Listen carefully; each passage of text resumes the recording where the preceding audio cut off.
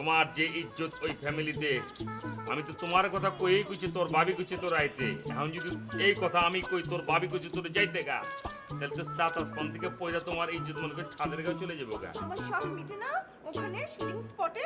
এখন তোমার বোনকে ফোন করে বলো যে এখানে আসতে হবে না, আমি বলছি বলো। তাহলে আব্বা আমি কি কম্প্রোমাইজ করব? কথা হচ্ছে তুই যদি মনে করিস যে তাকে দিয়ে তুই যে চিন্তা করেছিস ক্যারেক্টারটা, সেই ক্যারেক্টারটা তার ভিতর থেকে বের করে আনতে পারবি, তাহলে তো তাকে দিয়ে কাজ করাতে পারিস, সমস্যা কি?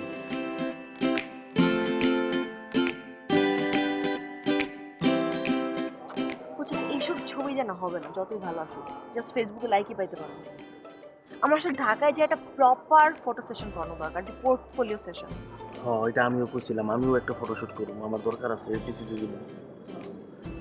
আমার একটা পরিচিত ভাই আছে, সাকিব ভাই, সে ওই যে বড় বড় নাটক সিনেমায় আছে না, ছবি তুলে নায়িকা গো, আবার বিয়ের সাথে তো ছবি তুলে, ছবি আছে দেখাই দেখবি। হ্যাঁ, প্রফেশনাল। ভালো, কিন্তু দোস্ত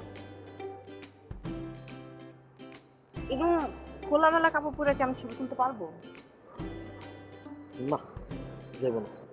আর আমি তো তাছাড়া অ্যাক্টিং করবো। হ্যাঁ, অ্যাক্টিং এ তো গা দেখানো কোনো বিষয় না, জাস্ট না। আমার এক্সপ্রেশন দেখানো। তো অবশ্যই। তুই আমার 10টা ক্লিক করবি, 10টা ক্লিক আবার 10 রকম এক্সপ্রেশন পাবি, হ্যাঁ, ওটা বেশি ইম্পর্টেন্ট। দাদি, নানি, মা। আর না ওরকম না তো। আচ্ছা, আরেকটা কথা, আমি যে এই বৈশাখে আছে না, কতগুলো ছবি দেখছিলাম, কতটি সুন্দর সুন্দর মেয়ের ছবি তুলছে, ফেসবুকে দিছিল, হ্যাঁ পেজের ভিতরে আমি দেখাই। এই যে বাহ, আরে আমারে যদি এমন মেকআপ কইরা এরকম দাঁড়া করে দিস, আমার শাড়ি পরে সুন্দর লাগবে না? আমি এটা কইছি, আমার একটা বন্ধু আছে, ওর থেকে খুব সুন্দর লাগবে, ও কি সব উড়ায় বুঝি না। আচ্ছা চল ঢাকায় যাই। তাহলে চল ঢাকা যাই। কবে? কবে বল? এই বন্ধু, আগামী, হ্যাঁ যাবে। কিন্তু দোস্ত কত টাকা লাগবে? টাকা তেমন বেশি লাগবো না, ওই থাকা খাওয়ার কোনো সমস্যা নাই। ওই যে আমার এক ফুপুর বাড়ি আছে, ওই যে ওর আমার ফুফাতো বইনও আছে, ওর লোকে তুই থাকবি আর আমি সুপা মোবাইল থাকুন না, আর কোনো সমস্যা নাই। 10-12 হাজার টাকা লই দিব। 10-12 কই পাবো? আমার জীবনে আমার টাকা দিবে না। কেমন লইব? আমিও তো এরকম আচ্ছা manage করছি না। বাদ দে, পরীক্ষার পর যাবো না, পরীক্ষার পরে যায় 2-3টা সেশন করবো, দেখবি একসাথে আমি নায়িকা। হ্যাঁ, পরীক্ষা তো অনেক দেরি, ধর 3-4 মাস আর বেশি। হালকা সবুরের ফল মিষ্টি হয়, সবুর সেটাই। করি।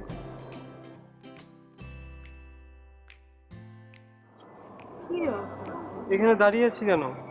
কেন আবার ওয়েট করছিস? দেখছিস না কার জন্য? হাতে কিছু তো তোমার দিতে লাভ নেই, দাঁড়িয়ে আছো দাঁড়িয়ে থাকো, এত প্রশ্ন কেন করিস? আমার ক্লাসে দেরি হয়ে যাচ্ছে, তুই থাক, আমি ক্লাসে গেলাম। এত যে ক্লাস করো, পাস তো করতে পারো না, খালি ফেলই মারো। আজ এটা চুপচাপ দাঁড়িয়ে থাক, কথা বলবো। হ্যালো অর্ণব, আমি না মানে তোমাদের বাসার নিচে অনেকক্ষণ তো দাঁড়িয়ে আছি, অনেকক্ষণ ধরে ওয়েট করছি। কোনো সমস্যা নেই, কোনো সমস্যা নেই, আমি ওয়েট করছি, তুমি আস্তে আস্তে না। আচ্ছা ঠিক আছে, বাই। হ্যাঁ হ্যাঁ, তুই যা যা মানে কোথায় যাবো? ক্লাসে যা, ক্লাসে যাবে, ক্লাস আছে না তো, যা যা অর্ণব আসছে, যা। তাহলে এটা অর্ণবের বাসা, তুই তো কি? ওরে বাবা রে বাবা, জিদ দেখো ছেলে।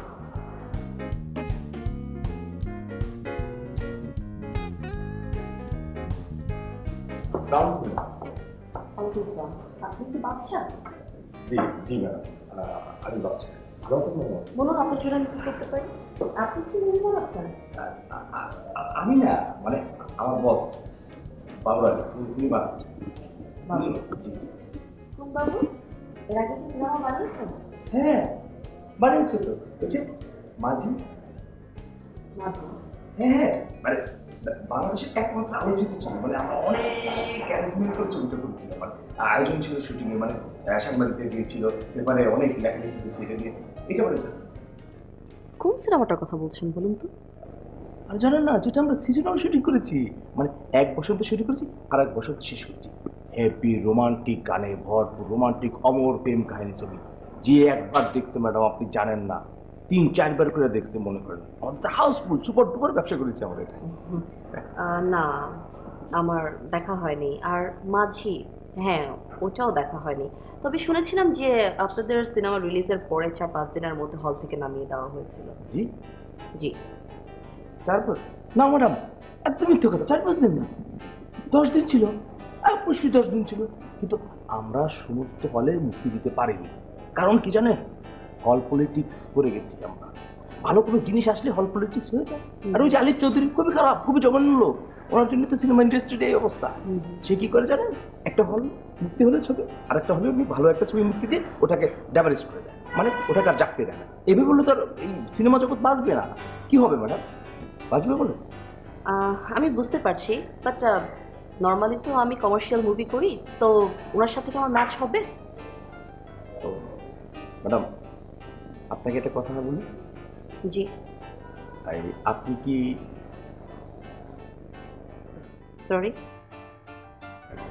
মানে এই মানে না অ্যাওয়ার্ড মানে ন্যাশনাল অ্যাওয়ার্ড পেয়েছে? না এখনো পাওয়া হয়নি। কিন্তু ম্যাডাম আপনি কেন পাননি? আপনার কি নেই বলেন তো? আপনার যশ আছে, খ্যাতি আছে, আপনার টাকা পয়সা আছে, আপনি দেখতে কত সুন্দর। আপনি রাস্তায় বের হলে মানুষ আপনাকে পাগল হয়ে যায় দেখার জন্য, একটি অটোগ্রাফের জন্য ঘন্টার পর ঘন্টা দাঁড়িয়ে থাকে। সাংবাদিকরা এতটুকু পাইলেই আপনার ছবি তোলার জন্য পাগল হয়ে যায়, চাঁদের ছবি তোলার জন্য কত পাগল হয়ে যায়। আপনার শিডিউল নেই, এত ব্যস্ততা, এত গুণী একজন নায়িকা আপনি, আপনি ন্যাশনাল পাননি। ন্যাশনাল অ্যাওয়ার্ড পাওয়ার জন্য আমি আপনাকে একটা রাস্তা বাঁধাতে পারি ম্যাডাম। আপনি আমাদের যে গল্পটা শুধু শুনবেন, আর কিছু করতে হবে, শুনে আপনি ডিসিশন নেবেন কি। আমি দেখতে পাচ্ছি কি ম্যাডাম জানেন, আপনি আমাদের গল্পটা শুনছেন, দেখছেন, তারপর কাজ শেষ করলাম আমরা, আর আপনি মনোনীত হয়ে গেলেন দেশের প্রধানমন্ত্রী। চকচক লাল গালিচে একটা স্টেজে আপনি উঠে আপনাকে অ্যাওয়ার্ড দিচ্ছে, চারিদিকে শত শত লোক কালি দিচ্ছে, ছবি তুলছে, বাংলাদেশের নাম করা একজন নায়িকা হয়ে গেলেন আপনি, সবাই আপনাকে দিচ্ছে, রাতারাতি আপনার কত পরিবর্তন, শুধু এটা আমরাই করে দিতে পারি। আমি বুঝতে পারছি। আচ্ছা বলুন তো, আপনাদের প্ল্যানটা কি? আপনারা কবে থেকে শুটিংয়ে যেতে চাচ্ছেন?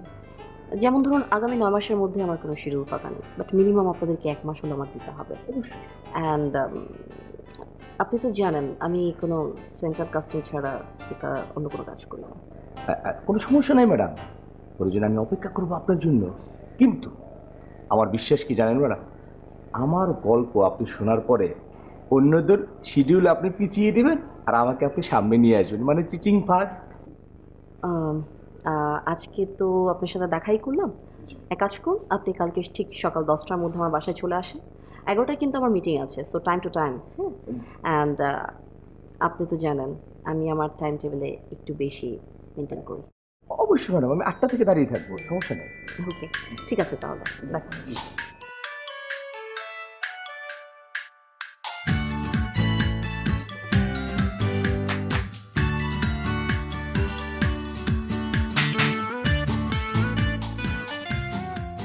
হাই অর্ণব, কেমন আছো? হ্যাঁ, আমি তো ঘুমাচ্ছিলাম, তো 10টা বাজে মাত্র। I am really sorry. মানে আসলে হয়েছে কি, মানে আমি কোচিংয়ে যাচ্ছিলাম, চিন্তা করলাম তোমাকেও সাথে করে নিয়ে যাই, এই জন্য আর কি তোমার বাসার সামনে দাঁড়িয়ে আছি। ও, যাবে না কোচিংয়ে? আজকে কোচিং আছে? হ্যাঁ। না, আজকে আমি যাবো না, আমার মুড নাই। তুমি যাবা না?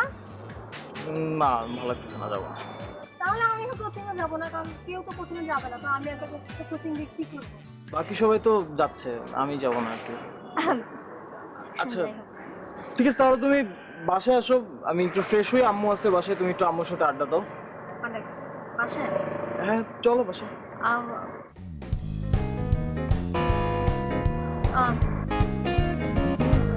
চলো যাই, আন্টির সাথে গল্প করলাম, প্রবলেম নেই, চলো। আচ্ছা চলো।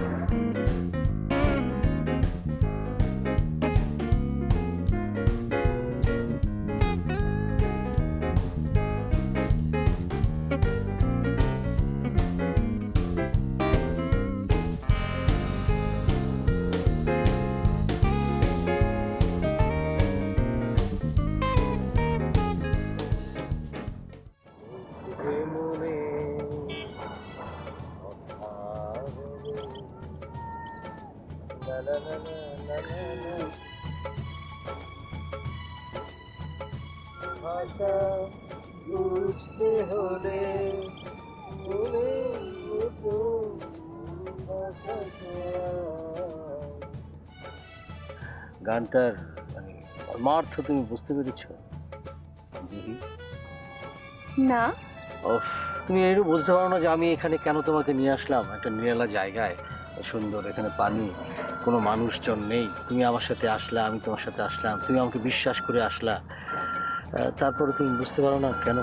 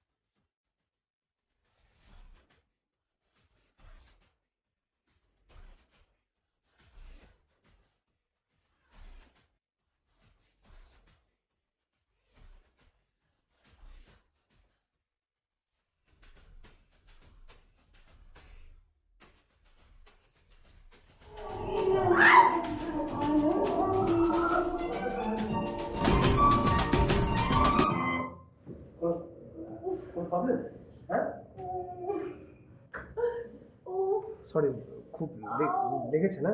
জি স্যার। এখানে? হ্যাঁ। আমার আমার মনে হয় এটা মাসল বলবো না। এখন কমফর্ট ফিল করছেন? না, ব্যথা করছে। এই জায়গাটা? হ্যাঁ। তাহলে মাসাজ করতে হবে। আর একটু উপরে স্যার। এখানে? হ্যাঁ। আচ্ছা, এখন ঠিক আছে না প্লেসটা? ভালো লাগছে স্যার।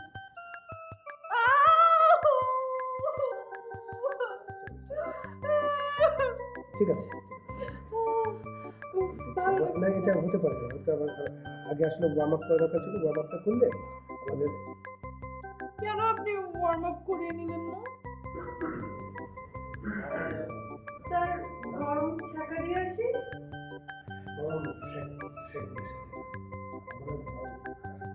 আমি আজকে যাই গরম শেক দিয়ে শরীরে শুয়ে বল আজকে। কেন? আসি।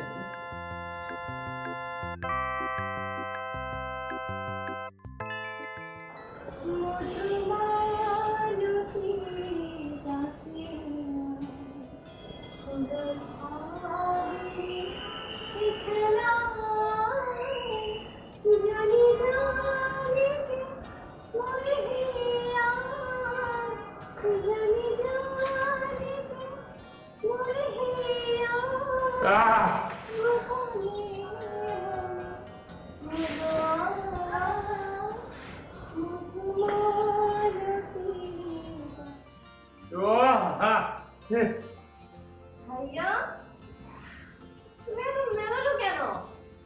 আরে এটা হচ্ছে আবেগ, এটা হচ্ছে ইমোশন। মনে করো যে তোমার যে গান শুনতেছি এই গান শোনার মাঝখানে যদি আমি মনে করি স্ট্যাচু অফ লিবার্টির মতো করে জায়গায় খাড়া থাকি, তাহলে কইব এটা একটা বহিঃপ্রকাশ আছে না, একটা ইমোশন আছে না। কিন্তু ভাইয়া এত এত বেশি এক্সপ্রেশন এটা দেওয়ান লাগে, এটা director of point of view আছে না, এটার থেকে দিতেছে আর কি। গাছ না কি লিখে, থামলে কি লিখে, গা বেটি গা, গাইবো? গা। মধুমালতীর ডাকে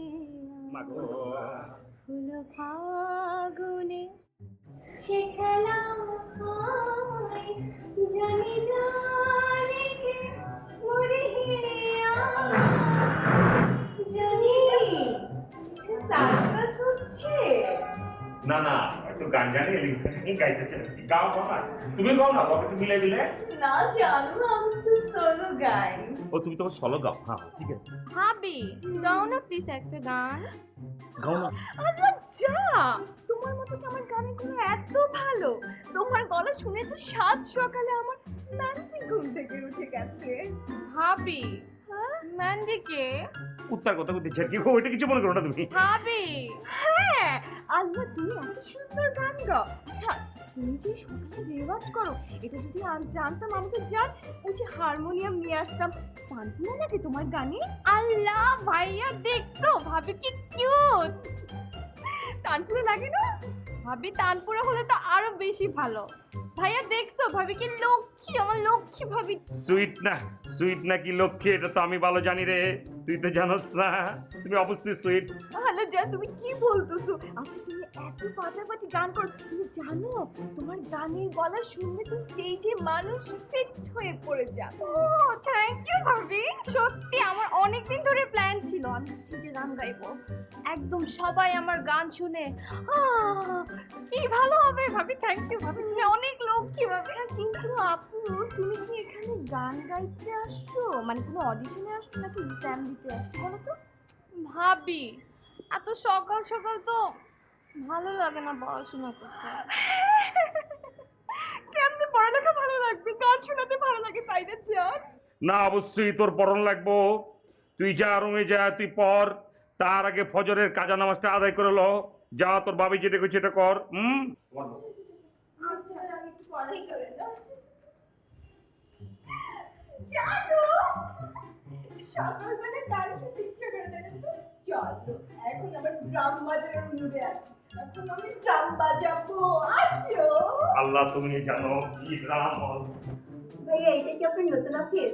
আরে না, আমার অনেকগুলো বলে হয়েছে কি, মানে ওই অফিসটাতে এত বেশি গ্যাদারিং, এত লোকজনের আসা যাওয়া, যাদের সঙ্গে একটু পার্সোনালি কথা বলতে চাই, যারা একটু আপনজন, তাদেরকে এখানে আসতে হবে। সুন্দর অফিসটা। Thank you. By the way, তুমি আমার ফোন রিসিভ করো না কেন? ও ভাইয়া, হয়েছে কি, এত মানুষ আমাকে ফোনে ডিস্টার্ব করে, এর জন্য না আমি ফোনটা সাইলেন্ট করে রাখি। আর ফোনটা যখন, বেশিরভাগই ফোন আমার ব্যাগে থাকে, যখন আমি ফোনটা বের করি দেখি 20-25টা ভাইয়া মিস কল উঠে আছে। হ্যাঁ, কিন্তু ব্যাক করলেই তো পারো। ভাইয়া টায়ার্ড লাগে।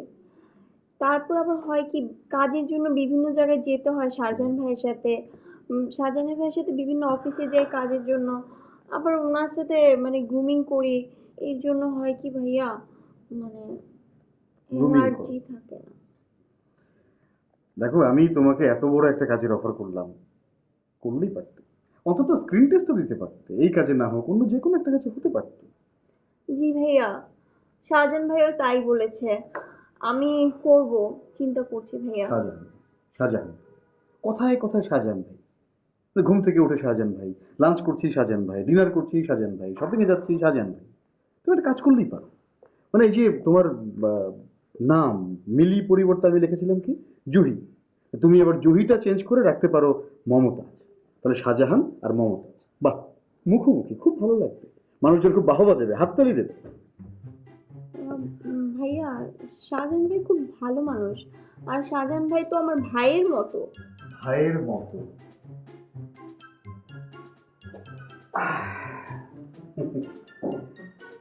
ভাই তো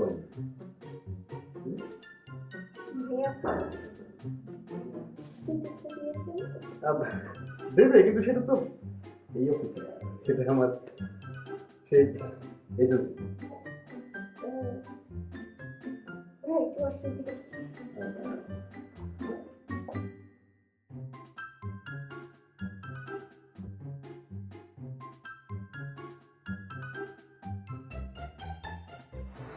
আমি আসলে বুঝতে পারতেছি না যে এই বিষয়টা নিয়ে তোমাদের সাথে আলোচনা করা উচিত কি উচিত না, তোমাদের পরামর্শ নেওয়া উচিত কি উচিত না, কিন্তু তারপর আমার মনে হচ্ছে যেহেতু আমার যে কাজ সেই কাজের সাথে তোমাদের সমসাময়িক ভাইয়া একটু থামবা, কথা বলতেছি। যে এইটাই যে এই যে নাচলা, এই যে সমসাময়িক একটা একটা ব্যাপার স্যাপার আছে তোমার সাথে, আমার কাজের একটা রিফ্লেকশন আছে, তোমার কাজ সবার সাথে একটা ইন্টারলিঙ্ক আছে। সেই জন্য আমি তোমাদের সাথে আমার সিনেমার ব্যাপারে একটু আলোচনা করতে চাই।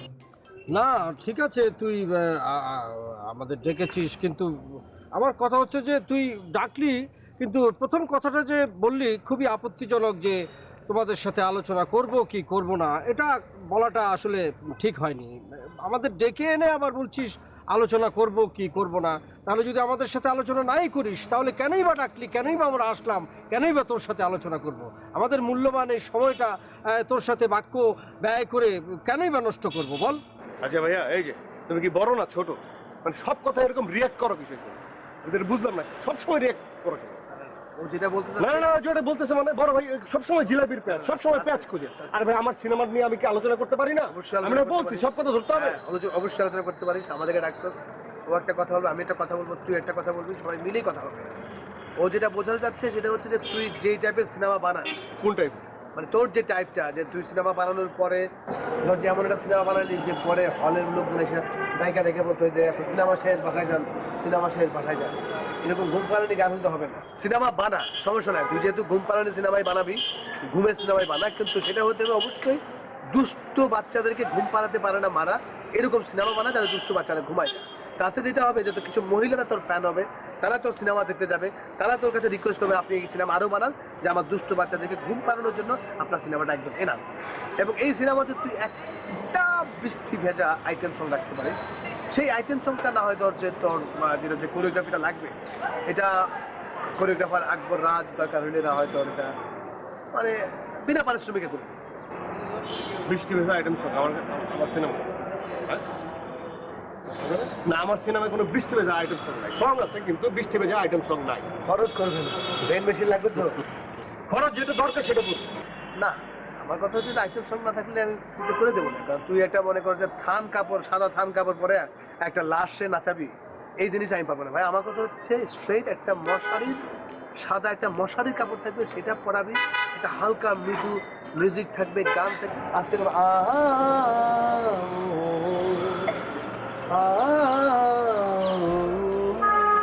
ছবি এমনি হিটে। না, আকবর যে কথাটা বলেছে সেটা কিন্তু অমূলক বা অযৌক্তিক কোনো কথা বলেনি।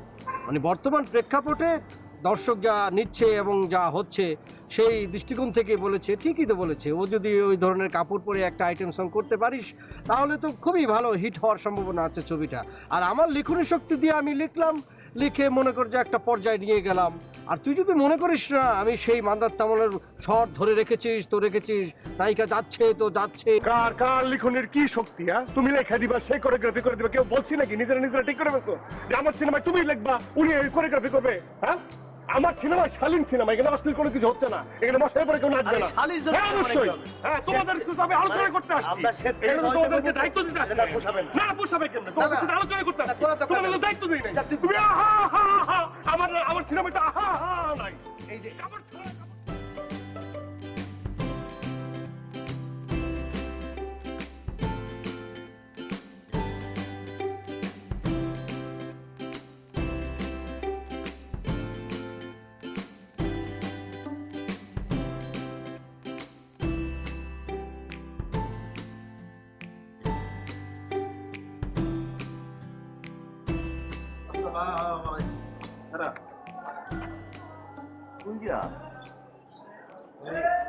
লাবণীকে বাসা যায় দাও না। হ্যাঁ, লাবণীকে বাসা দাও না। তোর ঘটনা কি কত?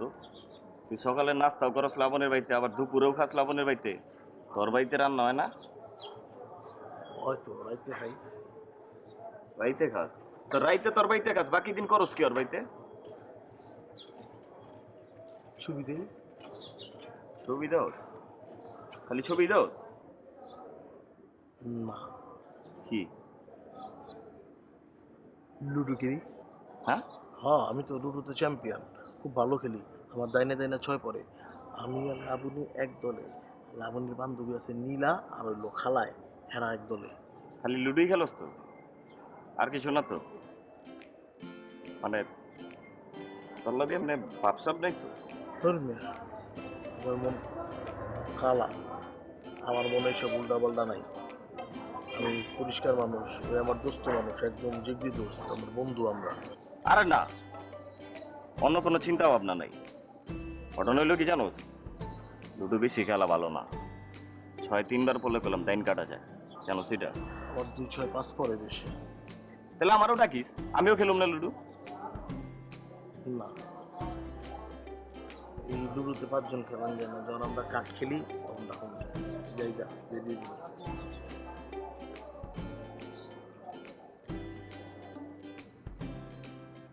আচ্ছা মুন্না, মানে ছেলেদেরকে কোন জিনিসটা গিফট করলে বেশি খুশি হয়?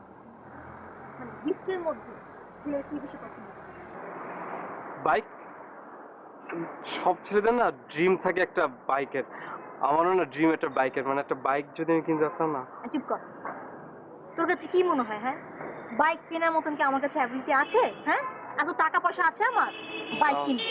ঠিক। ছাগল কোথা, এর থেকে নিচে নাম। তাহলে তুই টি শার্ট দে, নিউ মার্কেটের টি শার্ট 150 টাকা দাম, সস্তা আর সুন্দর 150 টাকা টি শার্ট দিয়ে দে। আসলে আমার বোঝা উচিত ছিল যে আমি কাকে আসতে হচ্ছি আসলে, তাই না?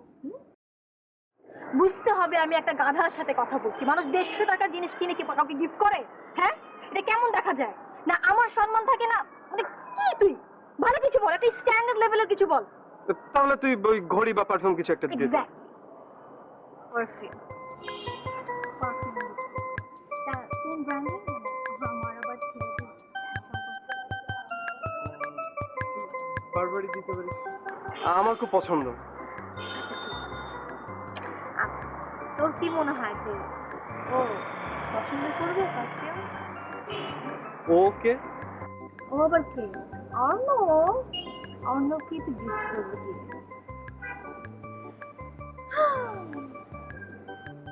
তুই না বললি যে অর্ণব তোর ফ্রেন্ড, তাহলে ফ্রেন্ডকে গিফট দেওয়ার কি আছে? কোথায় লেখা আছে যে ফ্রেন্ডকে গিফট করা যাবে না? গিফট করলে আপনার নামে কেস করা হবে? কোথায় লেখা আছে? না, আমি তো তোর ফ্রেন্ড, তুই আমাকে তো কখনো একটা চকলেট গিফট করিস নাই। ও, এই জন্য তুই বলিস স্যার কেন এত রাগ করছে। আচ্ছা শোন, হয়েছে কি, সব ফ্রেন্ডকে না গিফট করতে নেই, যারা স্পেশাল তাদেরকে গিফট, আর অর্ণব আমার জন্য স্পেশাল। আমি তোর স্পেশাল কেউ না। আমি তোর জন্য শীতকালে 2 ঘন্টা ঘুরে আমরা কিনে এনে দিয়েছি, বর্ষাকালে বাঙ্গি কিনে এনে দিয়েছি। আমার সব পকেট মানি তো তোর পেছনে খরচ হয়, তারপর আমি স্পেশাল না। মানে তুই যে এত এত ছোট একটা মনের মানুষ, আজকে মানে আগে আমি টের পেয়েছি, কিন্তু আজকে ভালোভাবে টের পেলাম। তুই আজকে আমাকে টাকা নিয়ে খোটা দিতে পারলি? হ্যাঁ, তুই যে টাকা নিয়ে খোটাটা দিলি না, এই জন্য তুই আমার কাছে স্পেশাল না। আমি তোর মতো ছোট লোক, একটা ছোট মনের মানুষ কখনোই আমার স্পেশাল ফ্রেন্ড হতে পারে না। আমি তো আর আমি তোর জন্য কি করছি সেটা তো বললি না। আমি যে তোকে কষ্ট করে পড়াশোনা শিখিয়ে মানুষের মতো মানুষ করেছি, সেটা কখনো বলেছিস? আমি কখনো বলেছি? কারণ আমি বলি না, কারণ তোর মতো আমি ছোট লোক না, আমি ভালো মনের মানুষ। আর স্পেশাল ফ্রেন্ডের কথা বলছিস, এই জন্য তুই আমার কাছে স্পেশাল ফ্রেন্ড।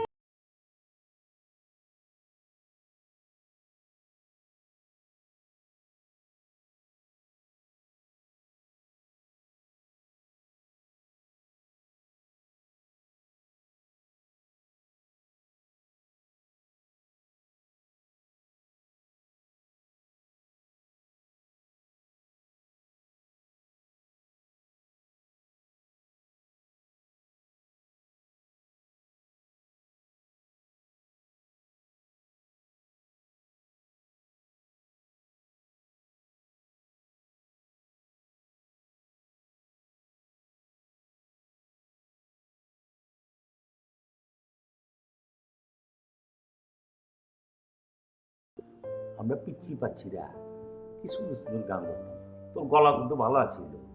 বলছি কি, ব্রাহ্মণবাড়িয়ায় যখন চাচা ট্রান্সফার হয়ে গেল গা, তখন থেকে তোর গলাটা যে কেমনি এতটুকু খারাপ বলে বুঝলাম না। আচ্ছা ভাইয়া, ঢাকায় লোডশেডিং হয় না? হয় 1 সেকেন্ডের লোক হয়। আবার আইপিএস আছে না ব্যাটকান দেয়া আন্দায়ের এত মিস করি চিন্তা করতে পারবি না। এখন যেখানে যে এখানে দিয়ে আলো আর আলো, আর বাবা একটু আন্দায়ের দে না।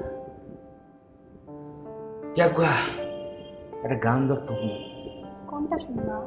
ওই যে একটা গান গাইতি না, চোখ যে মনের কথা কয়। চোখে যে মনে কথা বলে, চোখে চোখে রাখা শুধু নয়, চোখের সে ভাষা বুঝতে হলে চোখের মতো চোখে থাকা চায়। চোখে যে মনে কথা বলে, চোখে চোখে রাখা শুধু নয়, চোখে সে ভাষা বুঝতে হলে। কি হ্যাঁ, বাড়িটাকে কি জলসাঘর বানিয়েছো? না, এটার বানাইতে পারলাম কই, তার আগে তো তুমি জায়গা হারাই দিচ্ছ। আমার গান তো কখনো এত মনোযোগ দিয়ে শুনো না, নাচো না।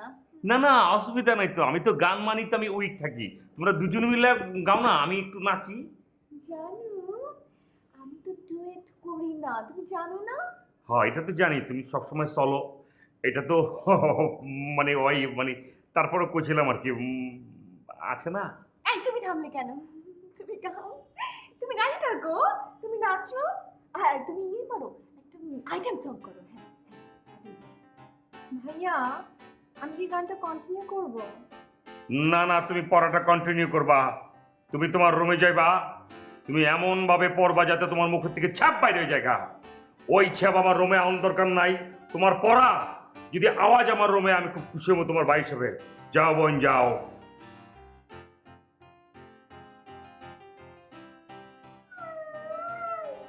ভাইয়া, আমি কি এখন যাবো?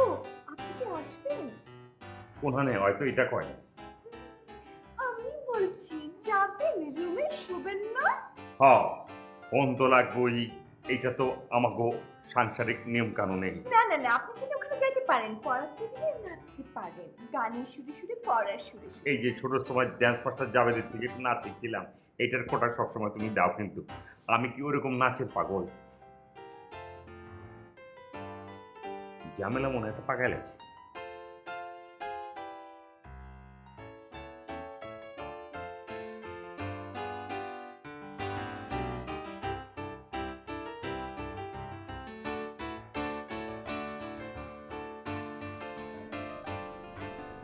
আপনি এভাবে তাকিয়ে আছেন কেন? দেখছি কি দেখছেন? আপনাকে, যে আপনি আমার যে চরিত্র, সেই চরিত্রের সাথে যান কিনা। কি মনে হচ্ছে? না, সবকিছুই ঠিকঠাক আছে, গায়ের রংটাও ঠিক আছে, কিন্তু আপনার চুলটা একদমই যাচ্ছে না। অ্যাকচুয়ালি আপনি আমাকে একটু বলেন আপনার কি প্রয়োজন? কি প্রয়োজন? চরিত্র প্রয়োজন। আচ্ছা, আপনি কি শৌনাজ ভাইকে দেখেছেন সবসময় একই ক্যারেক্টার প্লে করতে? না, মানে চরিত্রের প্রয়োজনে উনি বিভিন্ন সময় বিভিন্ন চরিত্র করেছেন। কেন? ওই তো, আপনার সামনে এখন পায়েল বসে আছে, আপনি যদি এখন পায়েলের মাঝে ক্যারেক্টার খুঁজেন তাহলে কি হয়? হ্যাঁ, আপনি যদি আজকে আপনার গল্পের সাথে আমাকে বলেন যে আপনি একটা গ্রাম্য মেয়েকে চাচ্ছেন, তাহলে আমি আমার ক্যারেক্টারকে ফুটিয়ে তোলার জন্যে আমি চেষ্টা করব যে কোহিনূর হতে। আপনি যদি আজকে বলেন যে আমি আজকে অনেক বড়লোক বাপের একমাত্র বেটি, রাতে রাতে ডিস্কো ক্লাবে ঘুরে বেড়ায়, নিচে বেড়ায়, হ্যাঁ, তখন আমি আমার ক্যারেক্টার থেকে বের হয়ে এসে চেষ্টা করব জানিফার হতে। বাট আপনি যদি পায়েলের মধ্যে কোহিনূর এবং জানিফারকে খোঁজেন তাহলে কি হয়? না, তবে আমার একটা গ্রাফ আছে, সেই গ্রাফের মধ্যে আমি দেখছিলাম যে আপনি যান কিনা। প্লিজ আপনার যেমন দেখার আছে যে আমি আপনার ক্যারেক্টারের সাথে যাই কিনা, ঠিক তেমনই আমারও দেখার আছে যে আমি আপনার গল্পের সাথে যাই কিনা, বা আপনার গল্পের ওয়াইজ নিজের পরিশ্রম দিতে পারবো কিনা। And I like your attitude. এই প্রথম কেউ আমাকে বললো যে আমি চলি, দৌড়াই না। তাহলে শুরু করা যাক। কি গল্প। ও হ্যাঁ, আপনি আপনার মতো সময় নেন, যদিও 11টা বাজে আমার মিটিং আছে, বাট আপনি আপনার মতো করে বলেন, আমি শুনি। গল্পটা একটা গ্রামের খুবই চিকন চাপের একটা মেয়ে।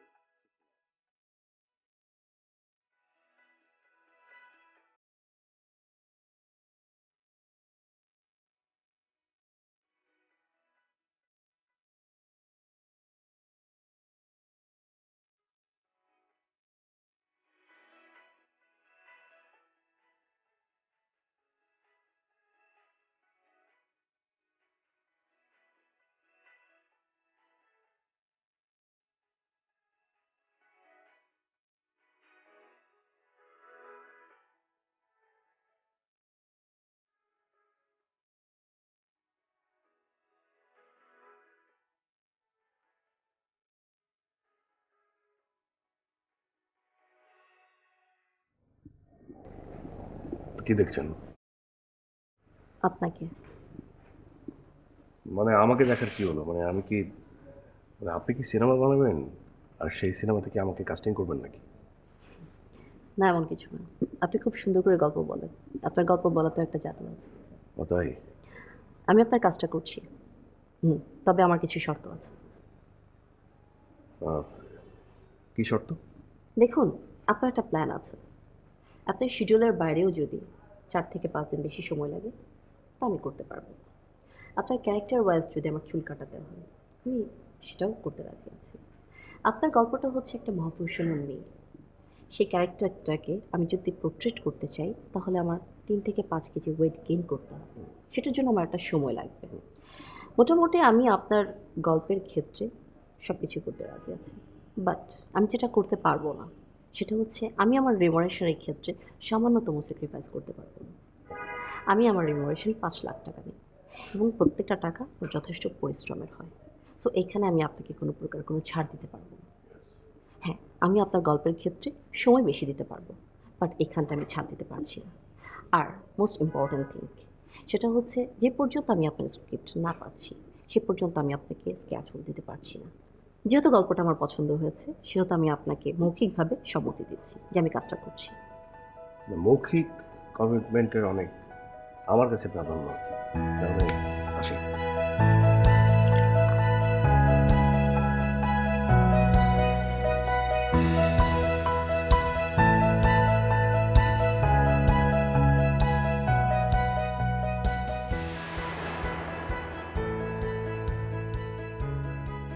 এতদিন আপনি রাস্তা পর্যন্ত দাঁড়িয়েছিলেন, সেটা ঠিকঠাক ছিল।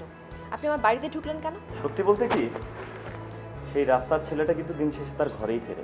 আপনি আমার সাথে কাব্যিক ভাষায় কথা বলবেন না। আমাকে দেখো না, লাজে মরি মরি। না জান, এখন আর তুমি ওই চোখ দিয়ে আমাকে দেখো না। এখন শুধু তুমি অন্য সব নায়িকাকে দেখো।